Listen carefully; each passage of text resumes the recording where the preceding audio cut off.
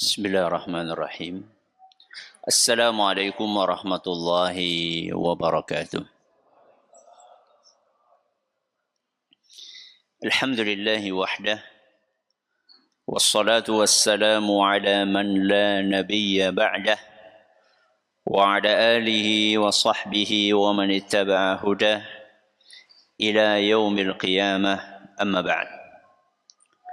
Kita panjatkan puja dan puji syukur kehadirat Allah Subhanahu wa taala. Pada kesempatan malam yang berbahagia kali ini, tanggal 14 Dzulqa'dah 1445 Hijriah atau yang bertepatan dengan tanggal 22 Mei 2024, kita kembali diberi kekuatan, kesehatan, hidayah serta taufik dari Allah Jalla wa'ala, sehingga kita bisa kembali menghadiri pengajian rutin tafsir Al-Quran di Masjid Agung Darussalam Purbalingga. Kita berharap semoga Allah Subhanahu wa taala berkenan untuk melimpahkan kepada kita semuanya ilmu yang bermanfaat, sehingga bisa kita amalkan sebagai bekal untuk menghadap kepada Allah Jalla wa'ala.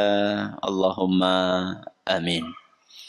Salawat dan salam semoga senantiasa tercurahkan kepada junjungan kita Nabi Agung Muhammad sallallahu alaihi wasallam, kepada keluarganya, sahabatnya, dan umatnya yang setia mengikuti tuntunannya hingga akhir nanti. Seperti biasanya, sebelum kita mengawali pengajian malam hari ini, kita akan membaca sebagian dari surat yang mulia, surat Al-Infitar. Semoga Allah Subhanahu wa taala memberkahi majelis kita. A'udzu billahi minasy syaithanir rajim.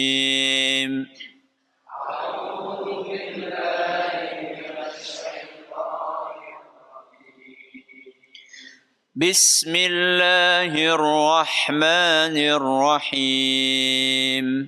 بسم الله الرحمن الرحيم. إذا السماء انفطرت.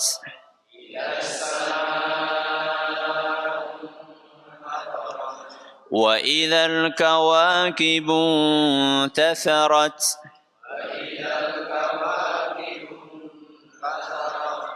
وإذا البحار فجرت. وإذا القبور بعثرت. علمت نفس ما قدمت وأخرت.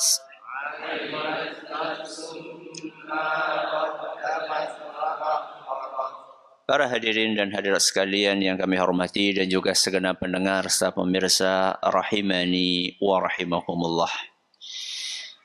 Ayat yang terakhir kita bahas ayat nomor berapa? Ayat nomor 3. Apa bunyinya?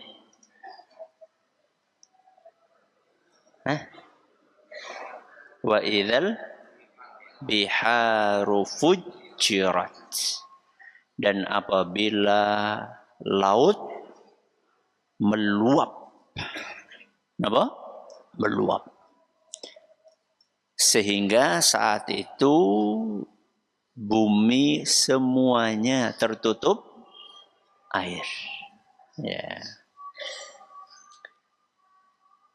Setelah Allah menjelaskan tentang kejadian ini, Allah kembali melanjutkan pembahasan tentang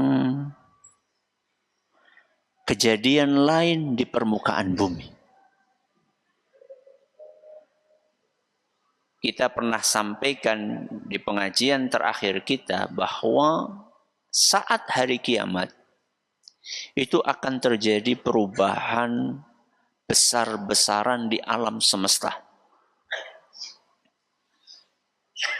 Dan perubahan besar-besaran itu terjadi baik di langit maupun di bumi.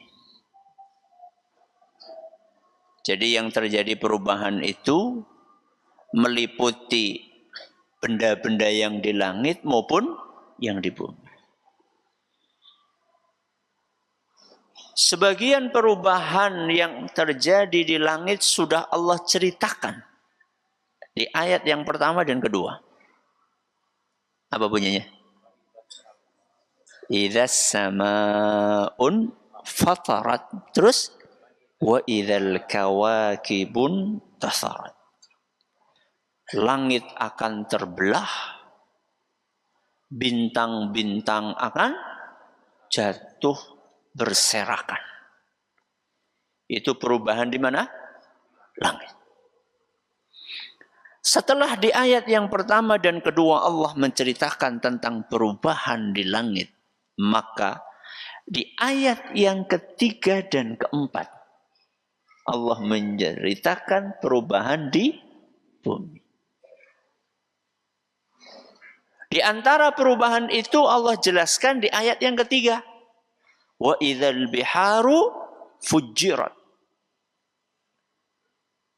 Kita telah sampaikan saat itu bahwa laut akan diapakan? Akan diluapkan. Terus habis itu diapakan? Dimanaskan, dinyalakan. Setelah dinyalakan, dikeringkan. Masih ingat nggak? Suwe banget Ustaz. Oh, baru berapa bulan lama. Baru berapa bulan? 2 bulan. 2 bulan lama apa sebentar? Lama. Setelah Allah menceritakan tentang kejadian di permukaan bumi, maka Allah ceritakan di ayat yang keempat kejadian di perut bumi. Kalau tadi menceritakan apa? Permukaan. Bumi yang awalnya ada daratan dan ada apa? Lautan. Oleh Allah diubah semuanya menjadi lautan. Setelah itu dinyalakan oleh Allah. Akhirnya menjadi daratan semua, kering semua. Itu menceritakan tentang kejadian dan perubahan di mana? Permukaan. Di ayat yang keempat, Allah juga menceritakan bahwa perut bumi pun ada perubahan. Apa perubahannya? Wa idzal quburu bu'sirat. Dan apabila kuburan-kuburan dibongkar. Dibongkar apanya? Isinya.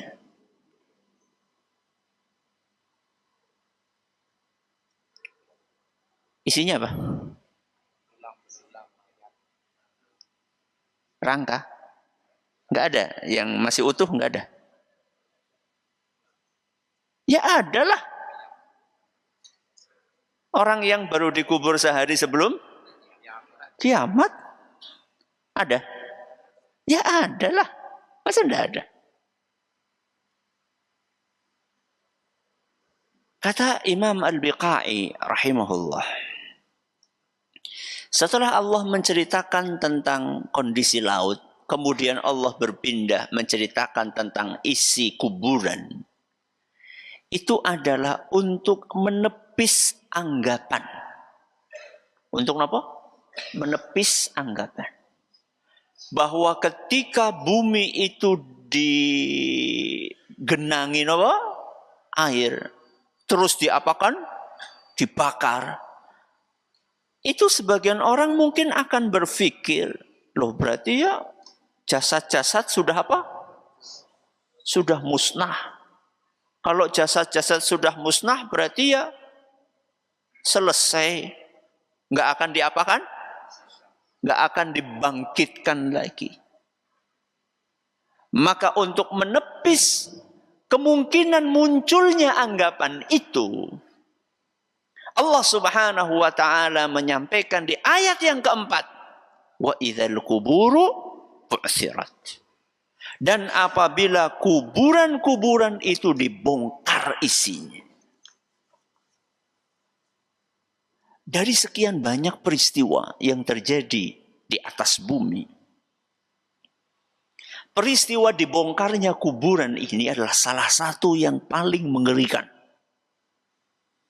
Kenapa? Salah satu yang paling mengerikan. Makanya film-film horor kebanyakan cerita tentang apa? Kuburan. Kenapa? Serem. Itu padahal satu kuburan. Ini enggak, di hari kiamat semua kuburan akan dibongkar oleh Allah Azza wa Jalla dan dikeluarkan isinya. Entah itu yang masih utuh, yaitu yang baru 5 menit ya Pak, kubur terus terjadi hari kiamat, atau yang sudah puluhan tahun, bahkan yang sudah ribuan tahun. Kita nggak tahu, bisa jadi di bawah rumah kita ada apa? Kuburan kapan? Sekian ribu tahun yang lalu. Mungkin. Oh berarti harus kita cek dulu, nggak perlu. Kurang gawean. Mungkin, saya kan cuma bilang apa? Mungkin. Maka sengaja dipilih peristiwa ini dibongkarnya kuburan karena ini menggambarkan betapa ngerinya peristiwa-peristiwa yang terjadi di hari kiamat.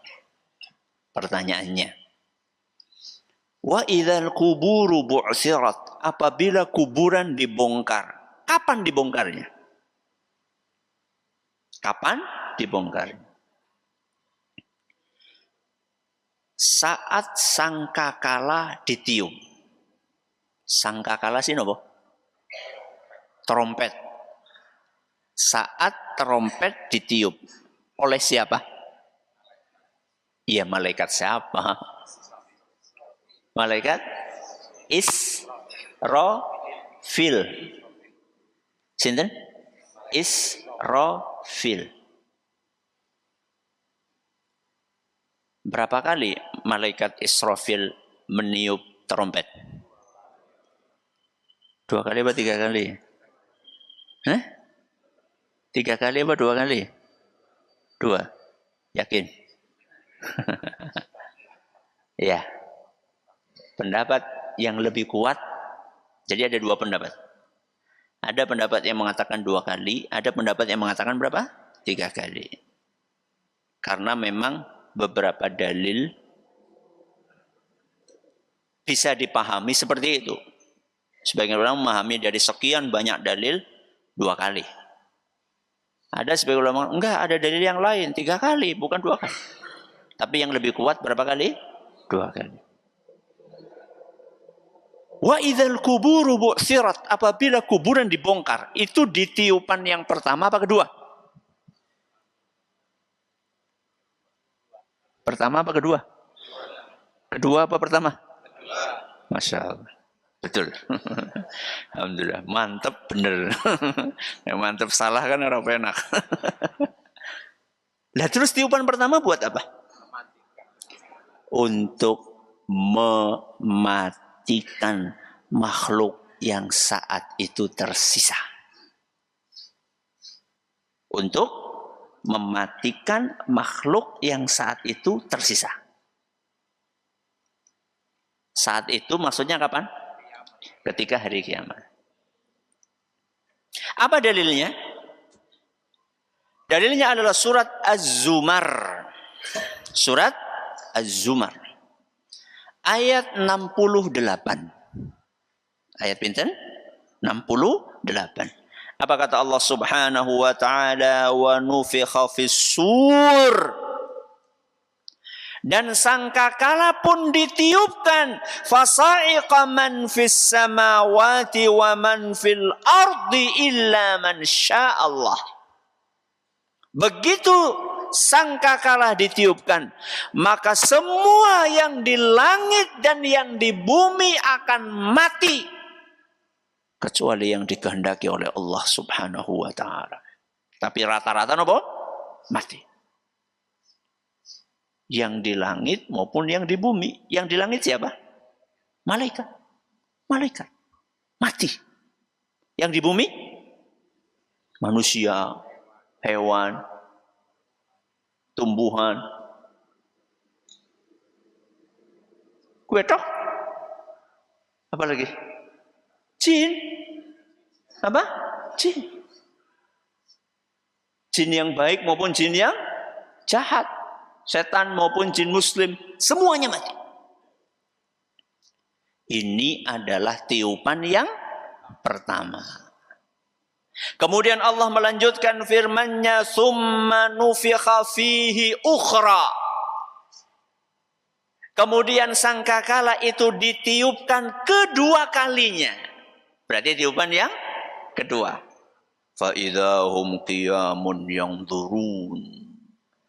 Maka saat itu semua makhluk akan bangkit dan menunggu.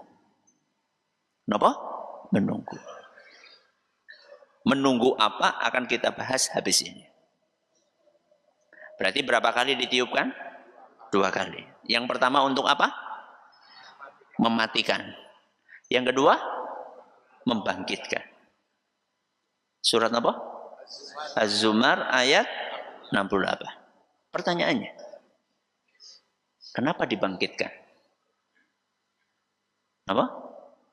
Kenapa dibangkitkan? Untuk mempertanggungjawabkan. Mempertanggungjawabkan apa? Apa yang kita kerjakan? Apa yang kita ucapkan? Apa yang kita yakini? Yang baik-baik apa yang buruk-buruk? Semuanya. Makanya ayat yang tadi terakhir kita baca, surat apa? Az-Zumar ayat 68. Kan ditutup dengan kalimat fa idzahum qiyamun yanzurun. Maka semua makhluk pun begitu ditiupkan sangkakala kedua mereka semua bangkit. Nunggu. Nunggu apa? Nunggu proses hisab. Nunggu proses hisab. Hisab atas apa? Hisab atas apa yang kita kerjakan. Hisab atas apa yang kita ucapkan. Hisab atas apa yang kita yakini. Apa dalilnya Ustaz? Dalilnya Al-Quran surat Yasin. Surat apa? Yasin. Ayat 51 sampai 53. Ayat pinten? 51 sampai 53. Apa kata Allah subhanahu wa ta'ala? Wa nufikha fis-sur fa idza hum minal ajdathi ila rabbihim yansilun. Dan sangkakala pun ditiupkan, maka tiba-tiba semua makhluk mereka bangkit dari kuburannya dan segera menghadap kepada Allah. Dan ditiupkanlah sangkakala, saat itu semua makhluk dibangkitkan dari kuburannya, bersegera menghadap kepada sinten? Allah. Ditiupkanlah sangkakala. Yang keberapa? Yang kedua. Qalu ya wailana man ba'athana min marqadina hadza. Ma wa'adar rahman wa sadaqal mursalun. Mereka akan berkata, celakalah kami. Siapakah yang membangkitkan kami dari kuburan kami? Hadza ma wa'adar rahman. Inilah yang pernah dijanjikan oleh Allah yang Maha Penyayang. Wa sadaqal mursalun, dan para rasul telah benar saat mereka dahulu mengingatkan kami bahwa kami akan dibangkitkan. Pertama mengatakan, celakalah kami. Di akhir mengatakan, Allah Azza wa Jalla yang Maha Penyayang. Ini yang ngomong satu orang atau dua orang? Di awal mengatakan celaka. Di akhir mengatakan Allah Maha Penyayang. Ini dua orang apa satu orang? Dua orang. Yang pertama orang kafir.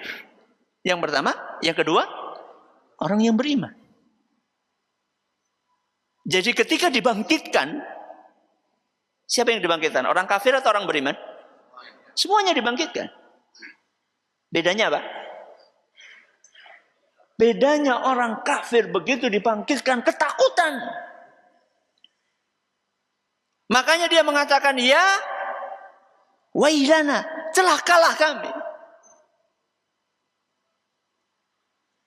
Karena dia pikir setelah mati selesai, the end. Selesai. Dia pikir hidup itu cuma di dunia. In hiya illa hayatuna dunya. Hidup itu cuma di mana? Di dunia. Dah, selesai. Sebagaimana yang diyakini oleh sebagian orang di zaman ini. Sehingga kata mereka, mumpung masih hidup, dimanfaatkan untuk happy-happy. Urip kur sepisan, gelemen kesel-kesel sholat. Hidup cuma sekali, ngapain capek-capek sholat, ngapain ngaji, ngapain meninggalkan apa yang kata mereka haram, enak kok. Begitu nanti di hari kiamat dia dibangkitkan oleh Allah, maka dia akan mengatakan, ya wailana, celaka kami. Ya pasane dewek dan mati nyong nih. Jebule urip maning. Ternyata hidup lagi. Itu komentarnya orang kafir, orang yang tidak beriman. Orang yang beriman beda komentarnya. Hadza ma wa'adar rahman. Inilah yang sudah dijanjikan oleh Allah yang Maha Penyayang. Lega? Lega. Saya tanya sama jenengan. Kita sholat, kita puasa, kita ngaji, kita birrul walidain, kita berbuat baik sama orang lain. Ketika disakiti sama orang, sabar, membalas keburukan dengan kebaikan. Capek enggak? Capek enggak? Kenapa jenengan mau? Kenapa? Karena kita yakin semua capeknya itu akan dibalas oleh Allah Azza wa Jalla. Dan balasan Allah itu jauh lebih istimewa dari amal-amal yang kita kerjakan itu. Kita yakin, hakul yakin. Yakin seyakin-yakinnya. Sehingga kalau ada orang ngomong gelemen temen, gimana jawabannya jenengan? Gelemen temen, kok mau-maunya sholat, puasa, zakat, ninggalin yang enak-enak, yang haram-haram. Kok mau-maunya? Jenengan jawabnya gimana? Gelemen temen, pripun jawabnya? Kok sepi? Jawabnya gimana? Ya gelem. Bilang gitu. Jadi jangan minder. Pede. Jangan minder dengan amal saleh yang kita kerjakan. Jangan minder dengan prinsip yang kita pegang. Jangan minder dengan keyakinan kita bahwa setelah kehidupan dunia ini akan ada kehidupan lain, yaitu kehidupan di alam akhir. Jangan minder. Gelem temen, ya gelem. Kok maunya? Ya maulah. Kenapa? Karena ada balasannya.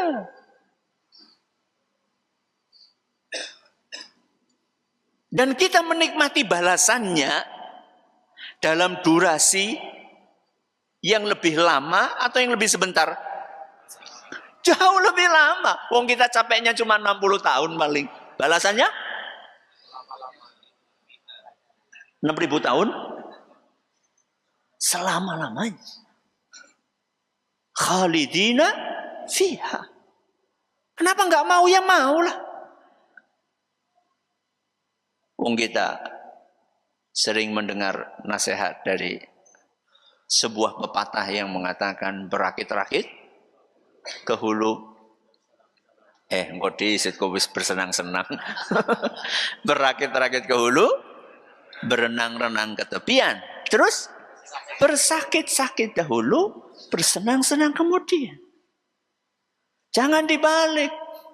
Orang nana dibalik. Dibalik gimana? Bersenang-senang dahulu, bersakit-sakit kemudian. Mau? Tidak mau. Menikmati dunia yang cuma 60 tahun, disiksa selama-lamanya. Apa enaknya? Apa enaknya? Enak minum jamu apa sirup? Waduh, pilihannya angel lagi. Enak minum jamu apa sirup? Hah? Jamu? Enggak enaknya sebentar, tapi enaknya lama setelahnya.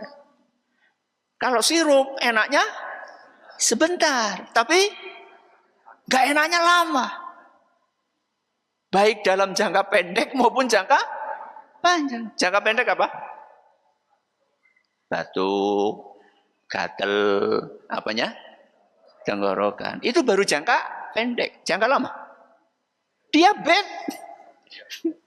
Ya saya nggak mengatakan minum sirup masuk neraka ya jadi apa ya ora lah.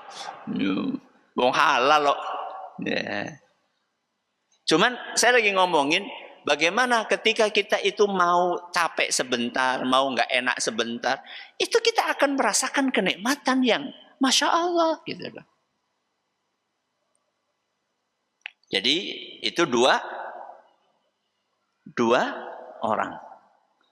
Yang pertama adalah orang kafir, yang kedua adalah orang yang beriman. Makanya setelah itu orang yang beriman mengatakan wasadaqal mursalu. Dan para rasul itu sudah benar. Apa yang mereka katakan itu benar. Para rasul kan sudah menyampaikan ke kita bahwa setelah kehidupan ini akan ada apa? Kehidupan lain. Setelah dunia akan ada akhirat. Siapa yang menyampaikan? Para rasul. Percaya? Percaya. Kenapa percaya?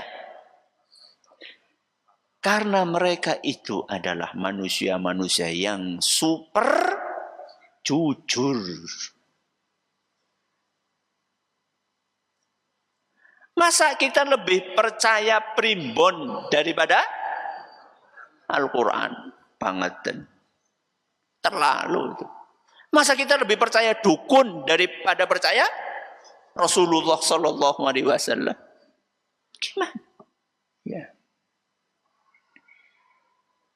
Kemudian Allah tutup firman-Nya in kanat illa sayhatan wahidah. Untuk membangkitkan semua makhluk itu gampang apa susah?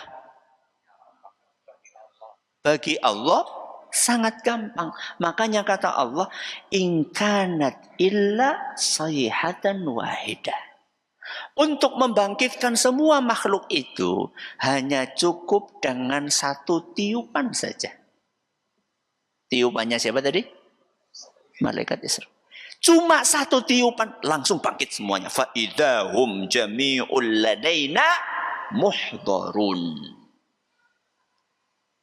Maka begitu ditiup langsung fa idahum mendadak ujuk-ujuk tiba-tiba. Jadi nggak butuh waktu lama, GPL.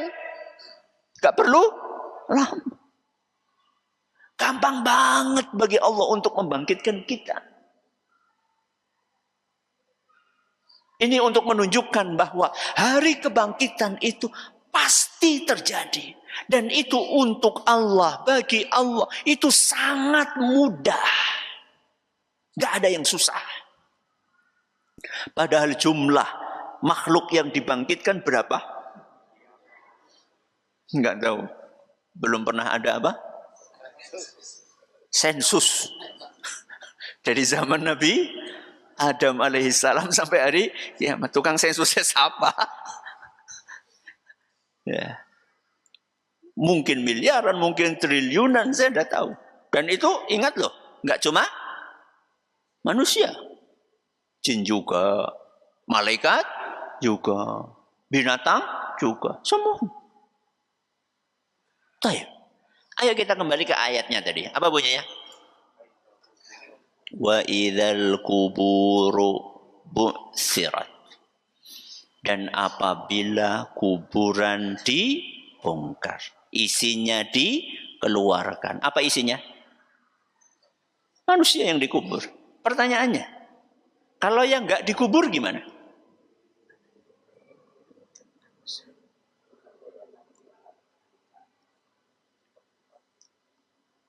Jenengan pernah muncul pertanyaan itu enggak? Enggak. Kapan munculnya? Sekarang, barusan ya. Padahal kita baca ayat ini sering. Oh iya, kulhu falaknas ya. Ya pernah lah, masa enggak pernah baca ayat ini. Allah di dalam ayat ini menyebutkan yang akan dibongkar adalah apa? Kuburan. Apakah semua manusia dikubur? Tidak. Ada yang dibakar, sengaja maupun tidak sengaja. Ada yang tenggelam. Tenggelam di mana? Di laut. Terus dimakan ikan. Terus ikannya dijaring oleh nelayan. Terus ikan itu dimakan sama manusia. Setelah makan, manusia itu BAB. Terus kotorannya dimakan lele. Lele ini dimakan. Apa bisa dibangkitkan? Bisa. Sangat bisa sekali. Susah. Sangat mudah sekali.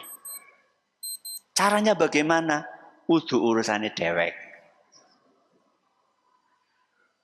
Caranya gimana? Itu bukan urusan kita. Karena yang akan membangkitkan bukan kita. Kita ini dibangkitkan, bukan apa?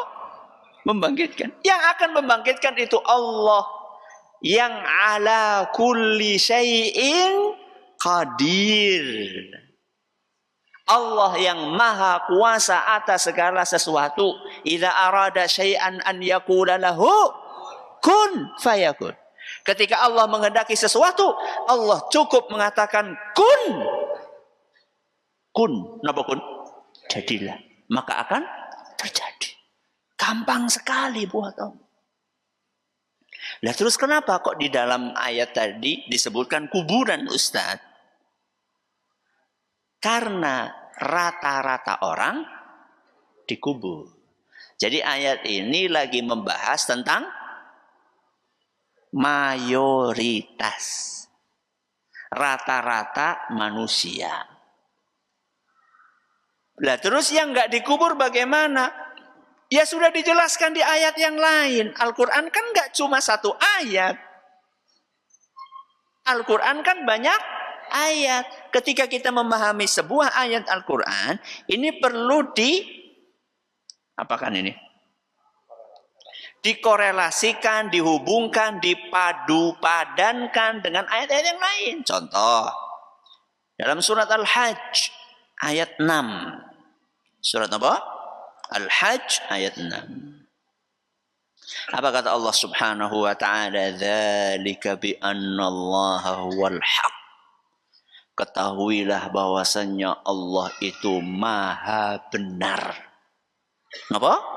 Maha benar. Salah satu nama Allah adalah Al-Haqqu. Artinya apa? Maha benar. Wa annahu yuhyil mauta. Dan sesungguhnya Allah Azza wa Jalla akan menghidupkan semua yang mati. Kenapa? Semua yang mati. Berarti semua yang mati itu yang di kuburan rock atau enggak? Ya enggak. Semua yang mati, mau yang di kuburan, mau yang dibakar, mau yang tenggelam. Terus apa lagi? Mau yang dimakan binatang buas, mau yang dimakan ular. Pokoknya semua yang mati. Terus apa kata Allah? Wa annahu ala kulli syai'in qadir. Itu yang tadi saya sampaikan. Dan sesungguhnya Allah itu maha kuasa atas segala sesuatu. Maka jamaah yang kami hormati, kita harus banyak-banyak bersyukur kepada Allah. Bersyukur kenapa Ustaz? Karena Allah sudah mengingatkan kita. Mengingatkan apa Ustaz? Mengingatkan bahwa setelah kehidupan ini akan ada kehidupan lain. Kalau sudah diingatkan bagaimana? Kalau sudah diingatkan ya siap. Siap-siapnya bagaimana Ustaz? Yang memperbanyak amal soleh, menghindari dosa dan maksiat. Itu persiapan kita. Amal soleh, contohnya ngaji. Habis ngaji, sholat. Habis sholat, zikir. Habis zikir, bercengkerama dengan keluarga, berbakti kepada orang tua. Amal soleh.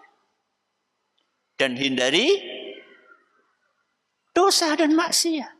Keluar dari masjid, ajan jukut, sandale tanggane.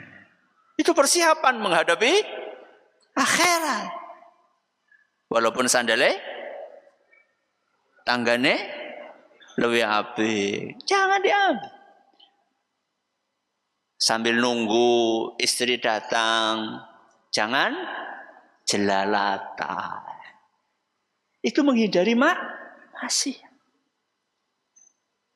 Pas ngaji aja dolanan HP. Karena sing kena gue. Aku orang nunjuk loh. Ya. Ini namanya mempersiapkan diri menghadapi hari kebangkitan. Apa kata Allah Azza wa Jalla di dalam surat Ali Imran ayat 30? Surat apa? Ali Imran ayat 30.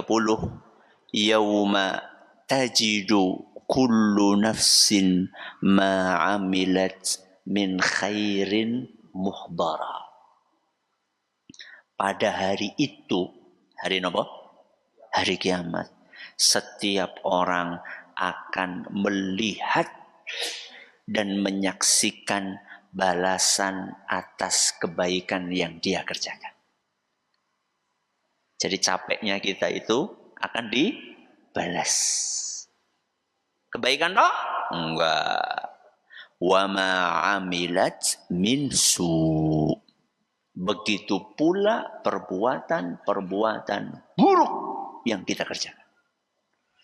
Faman ya'mal mithqala dzarratin khairan yarah. Terus wa man ya'mal mithqala dzarratin syarran yarah. Walaupun kebaikan itu hanya sebesar debu. Walaupun jenengan ngelihat ada apa jenengannya? Sampah kecil gitu. Entah itu apa? Plastiknya sedotan itu. Biasanya kan kalau mau minum pakai sedotan, plastiknya dibuang sembarangan.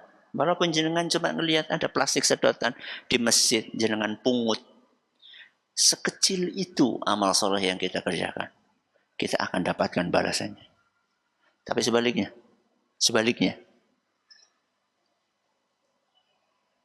keburukan sekecil apapun, walaupun hanya sebesar debu, akan kita dapatkan balasannya.